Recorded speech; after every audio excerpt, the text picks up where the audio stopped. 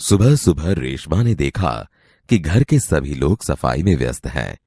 कोई सामान झाड़ रहा है तो कोई मकड़ी के जाले उतार रहा है। रेशमा ने सोचा, जरूर आज कोई खास बात है। माँ, आज कोई खास बात है? सब इतनी सुबह उठकर घर की सफाई में जुटे हैं। हाँ बिटिया रानी, त्योहार के दिन है। भूल गई क्या? पहले से ही साफ सफाई हो जाए तो अच्छी तरह त्योहार का आनंद ले पाएंगे।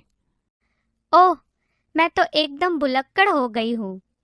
पर माँ, आपने मुझे तो कोई काम सौंपा ही नहीं। मैं क्या करूँ, बताओ माँ। अच्छा चलो, पहले नहा धोकर तैयार हो जाओ, फिर बताऊंगी। बहुत से काम है। मैं भी आपकी मदद करना चाहती हूँ। मदद तो मैं जरूर लूंगी। मैंने तुम्हारे लिए कई काम सोच रखे हैं। नहा धोकर नाश्ता कर लो, फिर बताऊंगी। माँ ने रेशमा को उसकी पहिए वाली कुर्सी पर बैठा दिया।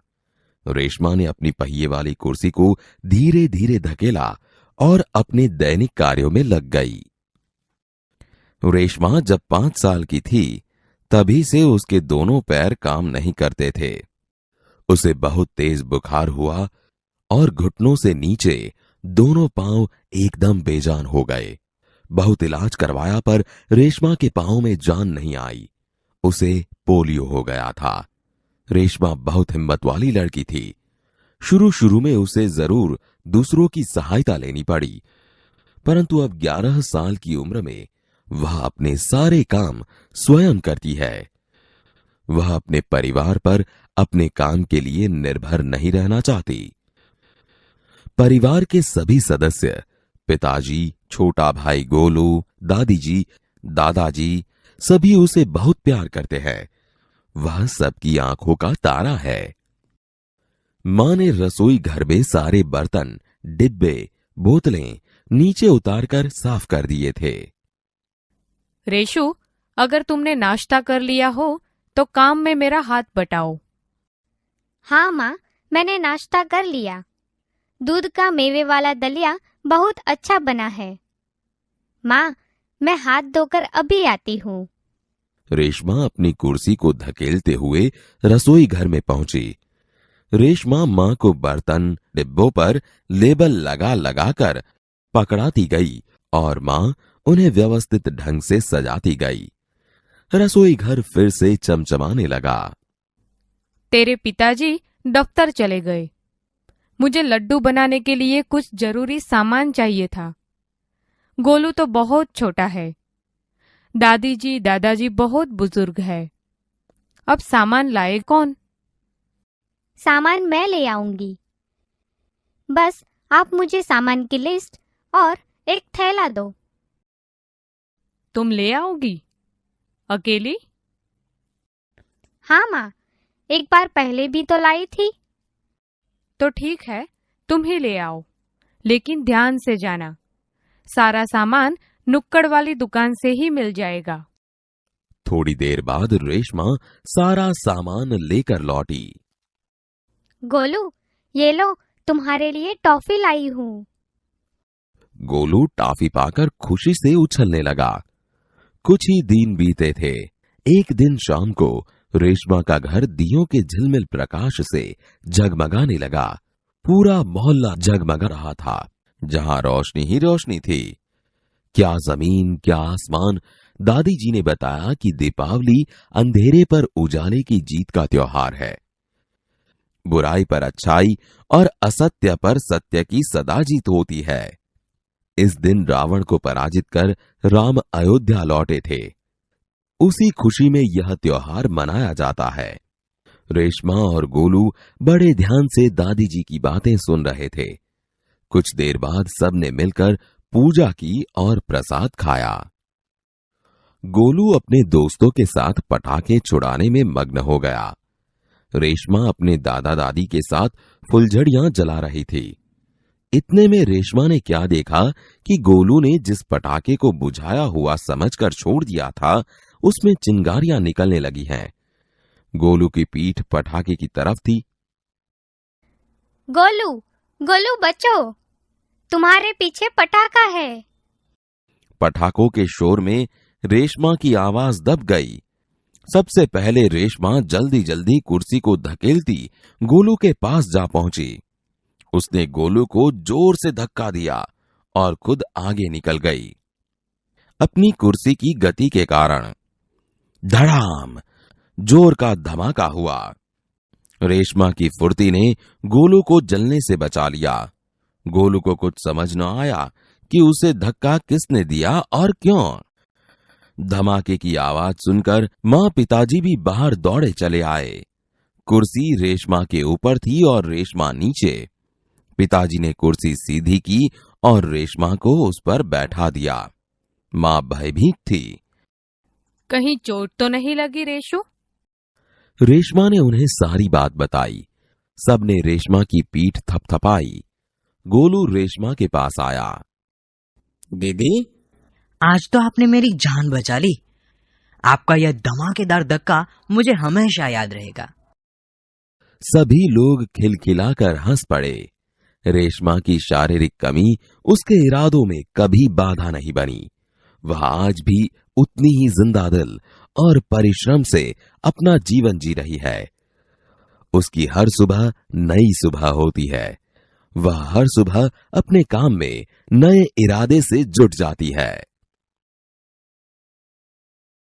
बाल दोस्तों, इस चित्र को ध्यान से देखिए। इस चित्र का वर्णन भी ध्यान से सुनिए। चित्र में ग्वाला है, उसके हाथ में लाठी है। पास में नदी है, नदी में नाव है। नदी में मछली है। नदी में कमल के फूल हैं। नदी के किनारे पेड़ हैं। आकाश में बादल है। अब कुछ छूट गया है तो आप जोड़िए। बाल दोस्तों, आपने चित्र का वर्णन सुना, लेकिन इसी चित्र का वर्णन फिर से सुनिए। ध्यान से सुनना। हाँ, वर्णन में क्या भेद है ये मुझे बताना पड़ेगा। चलो, तैयार? हाँ, तो सुनिए। यह एक सुंदर चित्र है। चित्र में एक ग्वाला है। उसके हाथ में लंबी लाठी है। पास में एक बड़ी नदी है। नदी में 2 नाव हैं। नदी में 3 मछलियां हैं। नदी में कमल के सुंदर फूल हैं। नदी के किनारे छोटे बड़े पेड़ हैं। आकाश में काले काले बादल हैं। हाँ, ध्यान से सुनना था। हाँ, तो अब बताइए क्या नया लगा?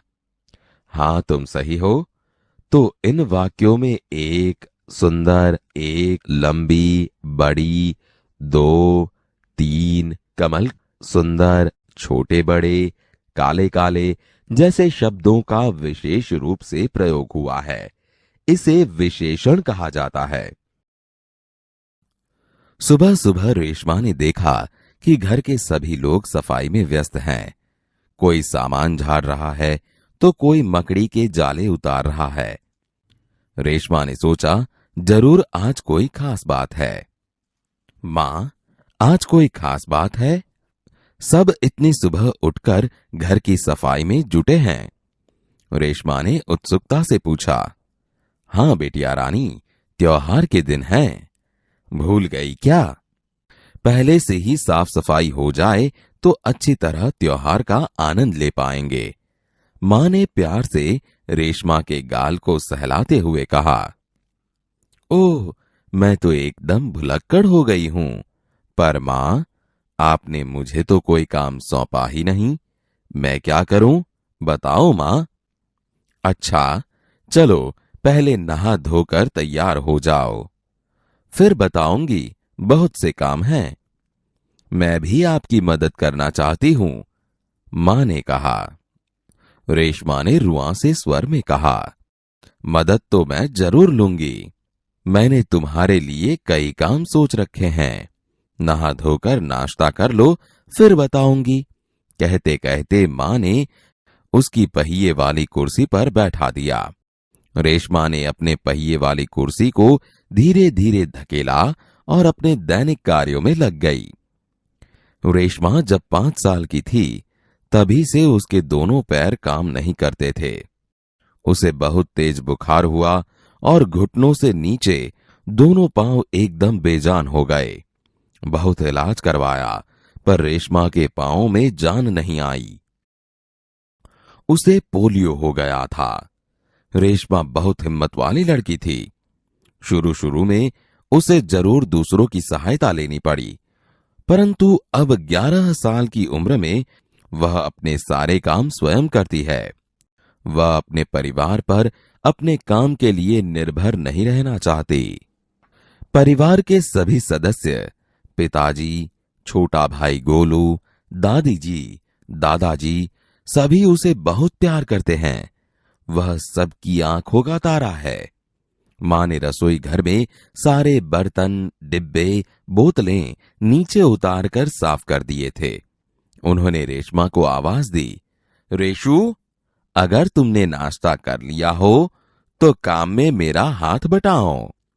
हां मां, मैंने नाश्ता कर लिया। दूध का मेवे वाला दलिया बहुत अच्छा बना है। मां, मैं हाथ धोकर अभी आती हूं। रेशमा अपनी कुर्सी को धकेलते हुए रसोई घर में पहुंची। रेशमा मां को बर्तन डिब्बों पर लेबल लगा लगाकर पकड़ाती गई और मां उन्हें व्यवस्थित ढंग से सजाती गई। रसोई घर फिर से चमचमाने लगा। पिताजी दफ्तर चले गए। मां को लड्डू बनाने के लिए कुछ जरूरी सामान चाहिए था। गोलू तो बहुत छोटा है। दादी जी, दादाजी बहुत बुजुर्ग हैं। अब सामान लाए कौन? मां परेशान थी। रेशमा ने कहा, सामान मैं ले आऊंगी। बस आप मुझे सामान की लिस्ट और एक थैला दे दीजिए। तुम ले आओगी अकेली? मां ने पूछा। हां मां, एक बार पहले भी तो लाई थी। रेशमा की आवाज में दृढ़ता थी। तो ठीक है, तुम ही ले आओ, लेकिन ध्यान से जाना, सारा सामान नुक्कड़ वाली दुकान से ही मिल जाएगा। थोड़ी देर बाद रेशमा सारा सामान लेकर लौटी। उसने गोलू को आवाज दी, गोलू, ये लो, तुम्हारे लिए टॉफी लाई हूं। गोलू टॉफी पाकर खुशी से उछलने लगा। कुछ ही दिन बीते थे। एक दिन शाम को रेशमा का घर दियों के झिलमिल प्रकाश से जगमगाने लगा। पूरा मोहल्ला जगमगा रहा था। जहां रोशनी ही रोशनी थी। क्या जमीन, क्या आसमान। दादी जी ने बताया कि दीपावली अंधेरे पर उजाले की जीत का त्योहार है। बुराई पर अच्छाई और असत्य पर सत्य की सदा जीत होती है। इस दिन रावण को पराजित कर राम अयोध्या लौटे थे। उसी खुशी में यह त्योहार मनाया जाता है। रेशमा और गोलू बड़े ध्यान से दादी जी की बातें सुन रहे थे। कुछ देर बाद सबने मिलकर पूजा की और प्रसाद खाया। गोलू अपने दोस्तों के साथ पटाखे छुड़ाने में मग्न हो गया। रेशमा अपने दादा दादी के साथ फुलझड़ियां जला रही थी। इतने में रेशमा ने देखा कि गोलू ने जिस पटाखे को बुझा हुआ समझकर छोड़ दिया था, उसमें चिंगारियां निकलने लगी हैं। गोलू की पीठ पटाखे की तरफ थी। रेशमा चिल्लाई, गोलू, गोलू, बचो, तुम्हारे पीछे पटाखा है। पटाखों के शोर में रेशमा की आवाज दब गई। सबसे पहले रेशमा जल्दी जल्दी कुर्सी को धकेलती गोलू के पास जा पहुंची। उसने गोलू को जोर से धक्का दिया और खुद आगे निकल गई। अपनी कुर्सी की गति के कारण धड़ाम जोर का धमाका हुआ। रेशमा की फुर्ती ने गोलू को जलने से बचा लिया। गोलू को कुछ समझ न आया कि उसे धक्का किसने दिया और क्यों। धमाके की आवाज सुनकर मां पिताजी भी बाहर दौड़े चले आए। कुर्सी रेशमा के ऊपर थी और रेशमा नीचे। पिताजी ने कुर्सी सीधी की और रेशमा को उस पर बैठा दिया। मां भयभीत थी। बोली, कहीं चोट तो नहीं लगी रेशु? रेशमा ने उन्हें सारी बात बताई। सबने रेशमा की पीठ थपथपाई। गोलू रेशमा के पास आकर नाटकीय ढंग से बोला, दीदी, आज तो आपने मेरी जान बचा ली। आपका यह धमाकेदार धक्का मुझे हमेशा याद रहेगा। सभी लोग खिलखिलाकर हंस पड़े। रेशमा की शारीरिक कमी उसके इरादों में कभी बाधा नहीं बनी। वह आज भी उतनी ही जिंदादिल और परिश्रम से अपना जीवन जी रही है। उसकी हर सुबह नई सुबह होती है। वह हर सुबह अपने काम में नए इरादे से जुट जाती है।